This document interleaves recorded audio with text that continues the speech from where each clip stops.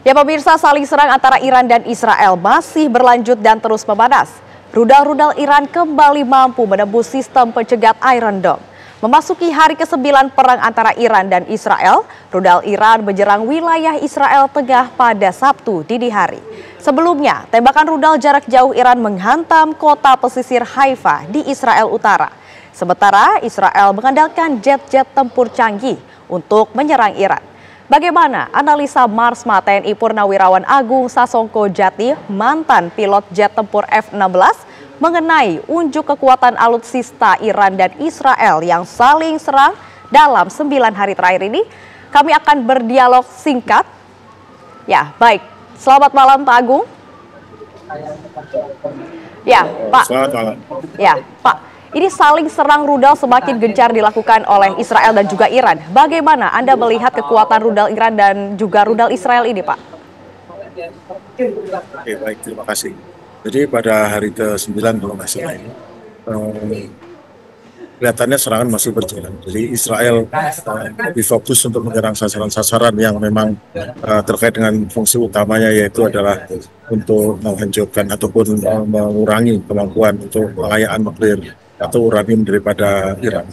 Sementara kita tahu pada 4 hari pertama serangan adalah ditujukan untuk menghantam pertahanan udara Iran.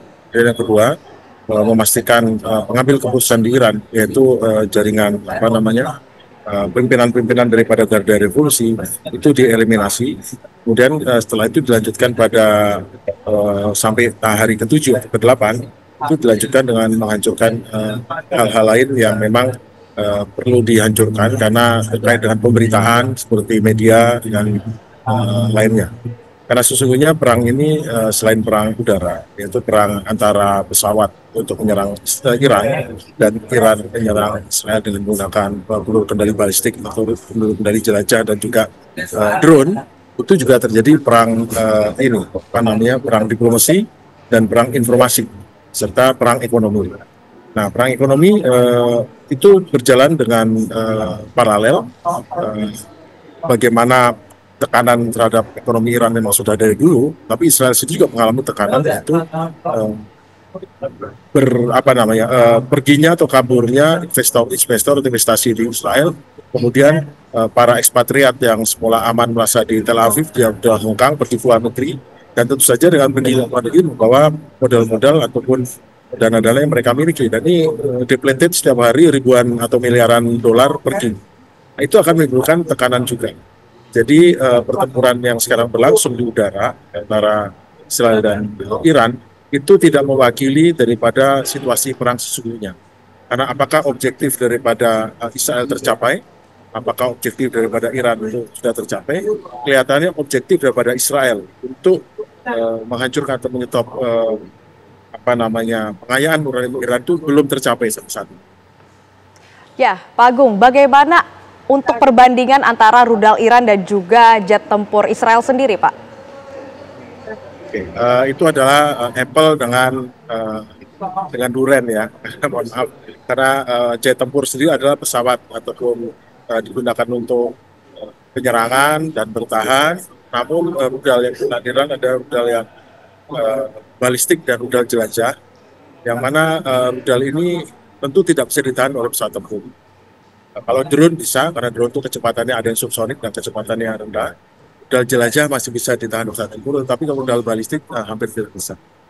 Untuk pesawat tempur Iran sendiri, pesawat tempur dari Israel sendiri, itu menggunakan pesawat canggih F-35, F-15 dan F-16, yang mana mereka mendapatkan keunggulan di udara, di mana pertahanan udara Iran sepertinya dilumpuhkan atau memang sengaja tidak dinyalakan, karena memang sangat berbahaya, sebab pesawat F-16 yang menggunakan pesawat F-16 untuk menghancurkan sistem pertahanan udara lawan ataupun radar lawan. Jadi keunggulan udara sekarang di atas Iran bagian barat kalau di bawah Israel. Namun di sisi lain, di Teheran sendiri atau di Tel Aviv sendiri itu nampaknya juga sesuai dengan perhitungan matematis hampir tidak bisa menyetop 100% rudal-rudal balistik Iran dan rudal jelajah Iran, karena dipastikan 10-20% daripada rudal itu pasti masuk. Alasannya adalah Iran itu sudah mengembangkan beberapa rudal. Jadi mereka akan dia mengkombinasikan tembakan rudal-rudal balistik biasa dengan rudal-rudal balistik yang sudah mengkombinasikan rudal dengan kemampuan untuk untuk menghindar ataupun berkelit. Jadi begini, pada saat sebuah rudal balistik ditembakkan, maka radar yang pertahanan udara akan menangkap dan memastikan jalur trajektori ataupun jatuhnya rudal ini. Dan saat itulah ditembakkan rudal penangkis yang akan meledak dan pecahannya akan menghancurkan. Nah, rudal Iran yang terbaru itu pada saat dia setelah apexnya di puncak daripada itu dia akan merubah yang tadi trajektorinya bisa diramalkan trajektorinya A, tapi dia merubah jadi A aksen atau B, sehingga dipastikan rudal pencegat itu akan menuju ke tempat yang diperkirakan trajektori semula. Nah, ini yang sangat sulit dihindari. Nah, rupanya Iran menggunakan kombinasi daripada penembakan rudal yang bisa agak merubah trajektor dengan tidak, sehingga beberapa sasaran penting seperti markas besar pertahanan Israel, pangkalan udara, dan bahkan markas Mossad bisa dihancurkan dengan rudal Fatah yang ditembakkan oleh Iran. Ya, Pak Agung, ini pada saat penyerangan Israel ke Iran, apakah dilaksanakan atau ditembakkan di luar wilayah Iran, dari luar wilayah Iran, atau justru sudah di dalam wilayah Iran nih Pak? Tapi jangan dijawab terlebih dahulu Pak, karena kami akan kembali usai jeda berikut, tetaplah bersama kami. Terima kasih Anda masih menyaksikan Kabar Utama pemirsa. Kami akan melanjutkan dialog dengan Pak Agung Sasongkojati. Ya Pak, menjawab pertanyaan sebelumnya Pak. Ini apakah serangan jet tempur Israel terhadap Iran dilakukan pada saat di dalam wilayah udara Iran atau justru di luar wilayah udara Iran Pak? Oke, baik. Jadi tentu Israel tidak terlalu berani mengambil risiko ya.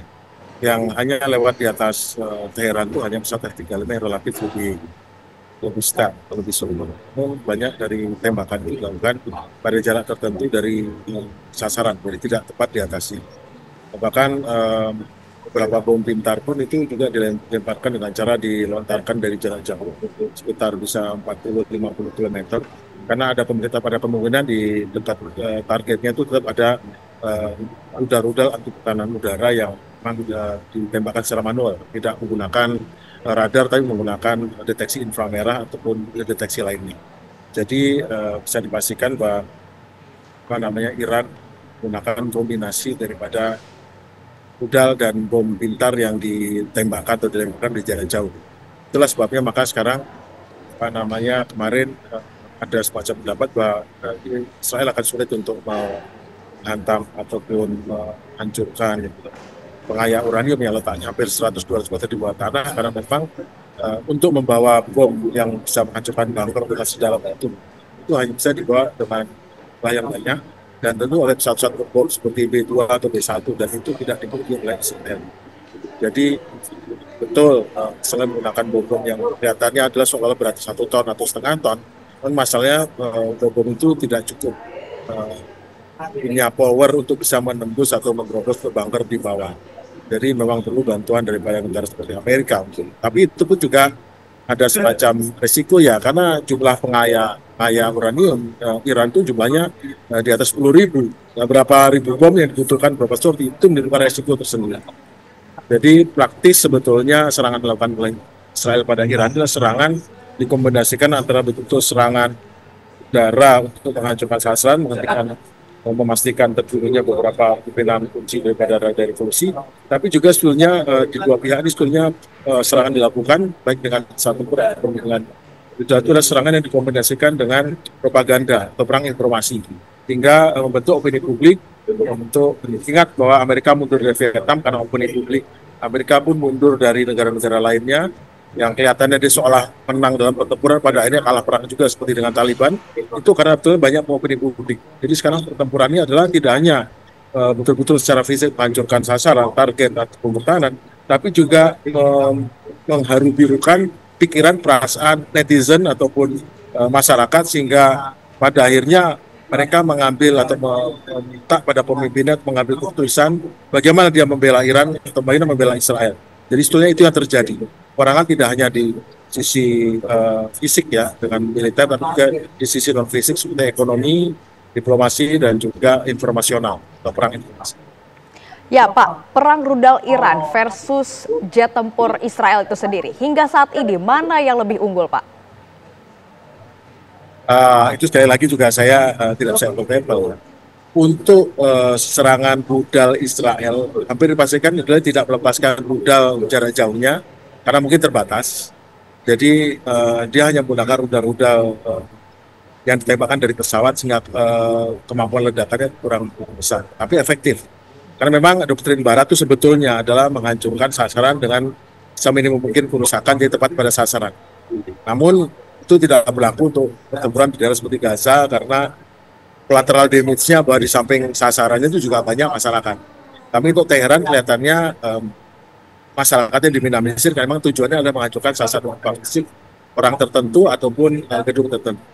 Namun di sisi lain Iran menggunakan rudal-rudal yang rudal yang hanya balistik biasa dan rudal balistik yang betul-betul bisa bermanuver, itu juga menimbulkan kerusakan yang efektif di Israel. Selain menghancurkan betul beberapa simbol-simbol negaranya, simbol-simbol kecanggihannya, simbol-simbol daripada kebanggaannya, juga memang efektif menghancurkan beberapa markas besar seperti Mossad dan markas Kementerian Pertahanannya. Setelah mungkin ada terakhir ada informasi menghancurkan barak daripada tentara Israel, bukan kematian beratusan sana, tapi tidak diberitakan secara detail sehingga kita harus konfirmasi. Jadi dari segi rudal jarak jauh balistik, itu Iran sudah mencapai tahap di mana dia bisa sanggup untuk menunjukkan bahwa Israel itu tidak kebal lagi, tidak negara sakti lagi, tidak negara spesial yang dilindungi oleh kekuatan yang di luar kekuatan manusia. Tapi itu ada kenyataannya ya negara biasa yang hanya kuat karena dibantu oleh orang yang kuat. Jadi bukan negara yang betul-betul impian atau, tapi di sisi lain juga Iran juga mendapatkan kerugian juga karena usaha juga cukup masif. Baik, terima kasih banyak Pak Agung Sasongko Jati atas waktu dan juga kesediaannya untuk berdialog di Kabar Utama. Terima kasih, selamat malam Pak.